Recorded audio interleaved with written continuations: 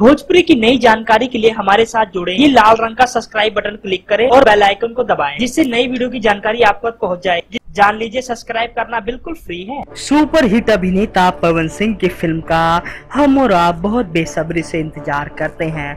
दोस्तों, फिलहाल करें पवन सिंह की बात तो पवन राजा के सेट पर काफी मस्ती कर रहे हैं और काफी एक्शन भरा सीन भी कर रहे हैं अभिनेता पवन सिंह। जी हाँ दोस्तों, अभिनेता पवन सिंह फिलहाल पवन राजा की शूटिंग में व्यस्त है। दोस्तों देखिए, कुछ फोटो हमने क्लिक की है जो कि पवन राजा फिल्म का एक्शन सीन होगा।